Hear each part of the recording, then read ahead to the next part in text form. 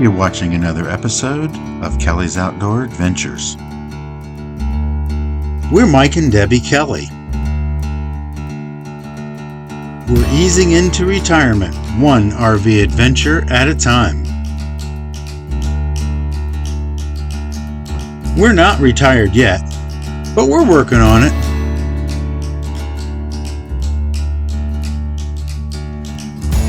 We're traveling this country willy-nilly style.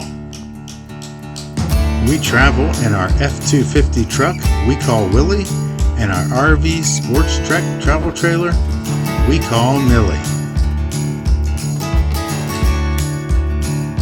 Our travels have taken us to some pretty epic places.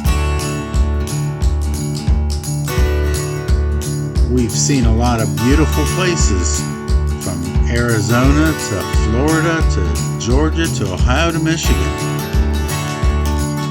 You can come along and watch us on our travels as we learn the ins and outs of RV life. In this video, we are in Andersonville, Georgia. And in Andersonville, there is a lot of history. We're going to start with the National Prisoner of War Museum. This museum opened in 1998. The National Prisoner of War Museum tells stories of the prisoners of war throughout American history. If you guys have been watching us for a while, you know that last year in September, when we went to the Hershey RV show, we camped at the Gettysburg Battlefield Campground, and then spent some time there. Well, Andersonville is very similar to that. It's the Confederate side of things. It's very sobering, a very somber experience. And when you start getting into the history and start reading a lot of the details of what took place here, you know that the hearts and souls of the Americans that died here and the conditions that they died really makes you think about the current situation we have right now going on in America.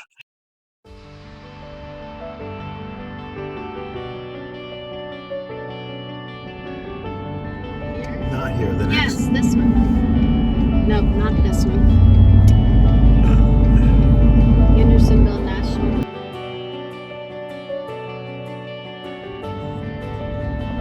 Turn left onto POW Road, then you will arrive at your destination.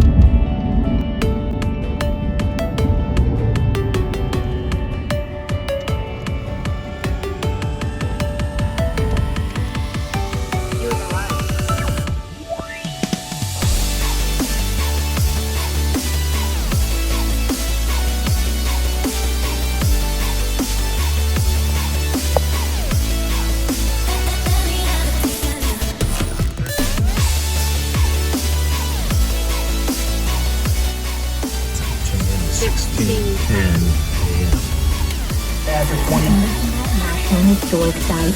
The park includes the site of Camp Sumter Military Prison, Andersonville National Cemetery, Quarter Mile Road to the National Cemetery. The nearly 13,000 Union soldiers who died at Camp Sumter are buried here.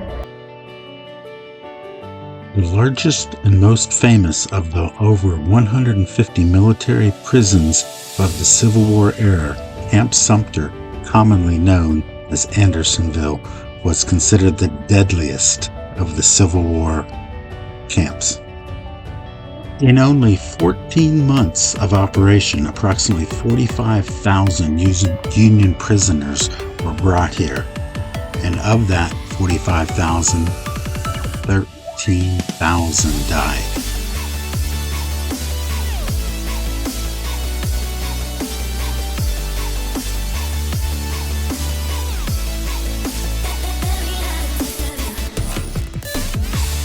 Also, just inside the museum, after getting your National Park Pass stamped, there is a barcode that you can scan on your iPhone, and then you can do your own self-guided tour. This is what we did. We scanned the app to our phone, which is completely free, and then you can hear the talking that takes place, which is pretty cool, with some of the sound effects in the background.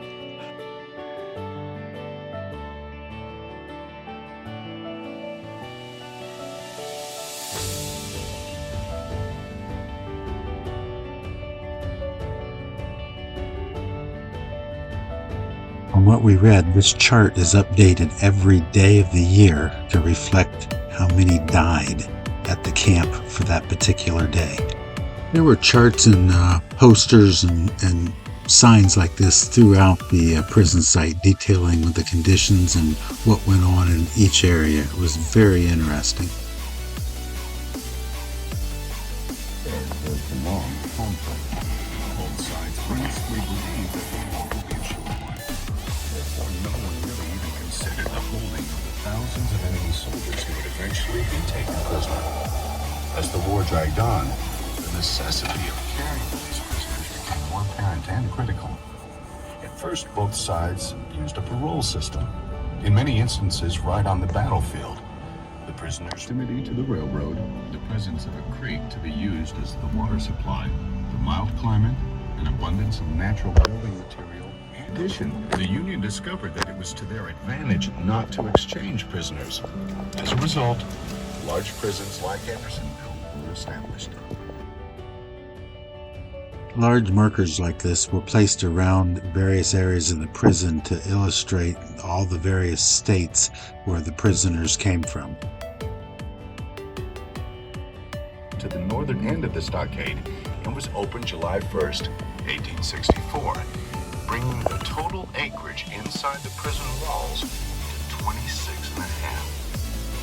The initial north wall of the stockade would have been on the line running east and west, located near the obelisk-shaped Ohio monument. Although 26 and a half acres seems like a large area, keep in mind that there were 33,000 men confined here during its peak population in August of 1864. In addition, there were about 4 acres of uninhabitable, boggy land along the stream.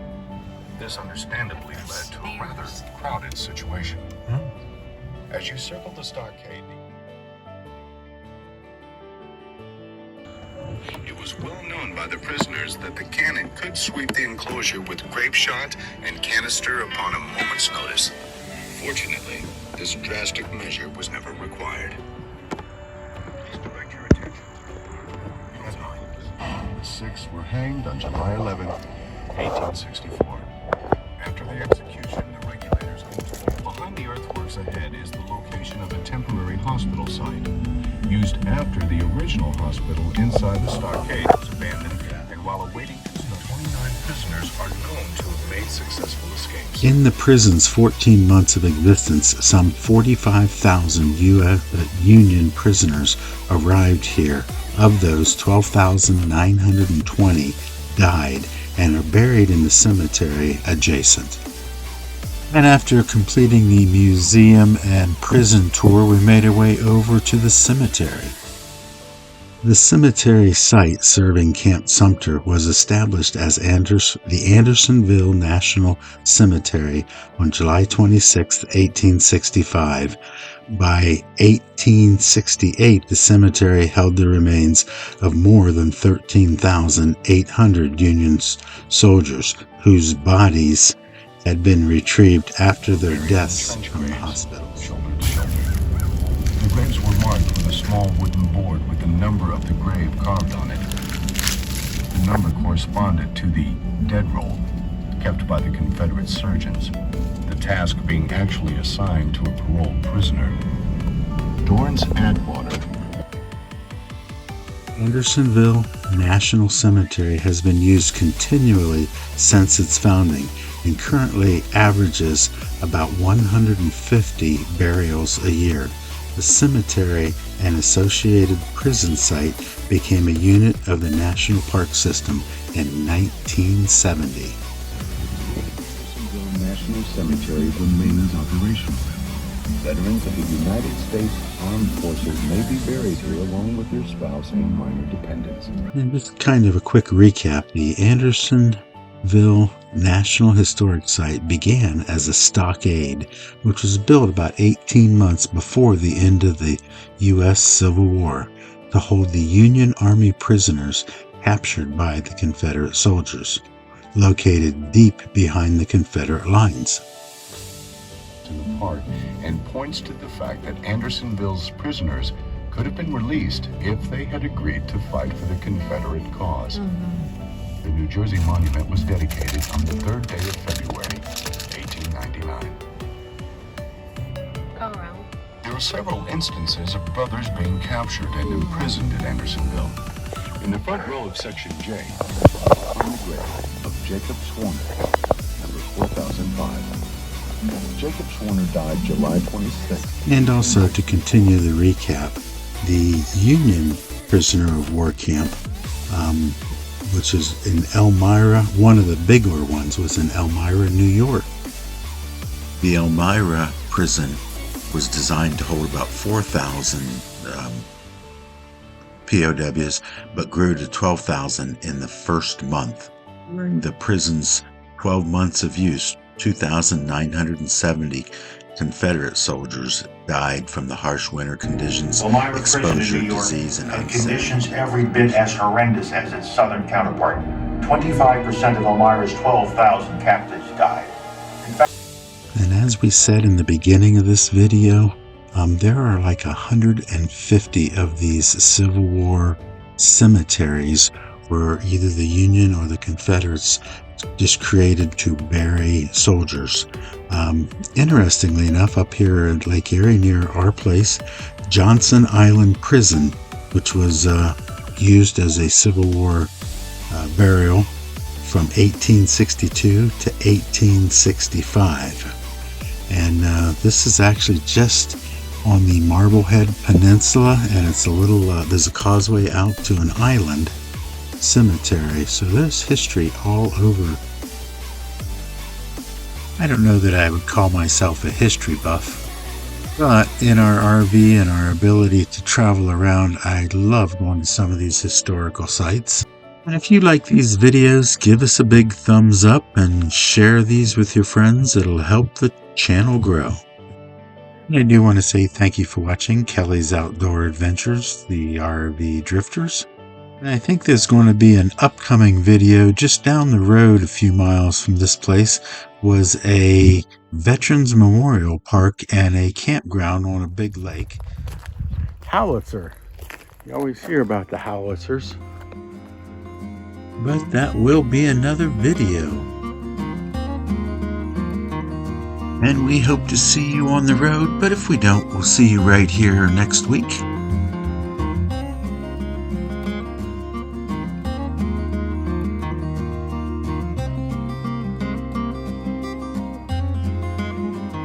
And as always, and until next time, cheers, everybody.